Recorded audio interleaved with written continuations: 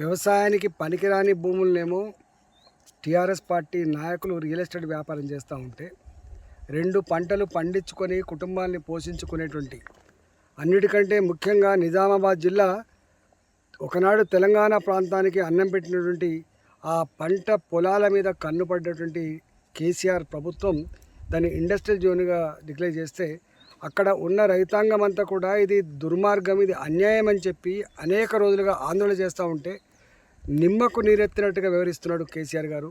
Nero చక్రవర్తిలాగా వివరిస్తున్నాడు కేసీఆర్ గారు. ఇవాళ ఆ 8-9 గ్రామాల ప్రజానికానికి తోడుగా ఇవాళ ఎల్లారెడ్డి మాజీ శాసనసభ్యుడు ఏనుగు రవీందర్ రెడ్డి గారు, అదేవిధంగా భారతీయ జనతా పార్టీ శాసనసభ్యుడు రఘునందన్ రావు గారు ఆ రైతుల సమక్షంలో అక్కడ దీక్షలో కూర్చుంటే రైతుల మీద దౌర్జన్యం చేసి రైతుల రక్తాన్ని కళ్ళ చూసి ఇవాళ చేతులు కొట్టి కాళ్ళు కొట్టి దౌర్జన్యం చేస్తూ ఉన్నారు. కలెక్టర్ ఇంతవరకు ఆయన కూడా ఒక చక్రవర్తిలాగా కలెక్టర్ కనీసం ప్రజల దగ్గరికి వచ్చి మీ బాధ ఏంది, నేను నివేదిస్తా ప్రభుత్వానికి అని చెప్పాల్సిన కలెక్టర్ గారు కలెక్టర్ ఆఫీసులోనే కూర్చొని ప్రజల్ని వాళ్ళ గంజిలీగలక తీసేసే పద్ధతి ఇది అత్యంత దుర్మార్గం. దీన్ని నేను తీవ్రంగా ఖండిస్తూ ఉన్నాం.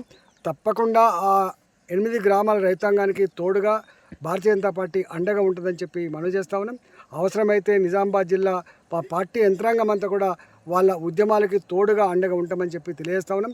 ప్రభుత్వం, ముఖ్యమంత్రి గారు ఇప్పటికే కేటీఆర్ గారు ఏదో ఇది మాస్టర్ ప్లాన్, దీన్ని మార్చుకునే ఆస్కారం ఉందని చెప్పి ఒకవైపు ఆయన చెప్తూ ఉంటే కలెక్టర్ ఏమో నీరో చక్రవర్తిలాగా వివరిస్తుంది. కాబట్టి తక్షణమే మాటలకు పక్కకు పెట్టి కేటీఆర్ గారు ఆదేశాలు ఇచ్చి రైతుల ఆందోళనని, రైతుల సమస్యను పరిష్కరించమని చెప్పి డిమాండ్ చేస్తున్నారు.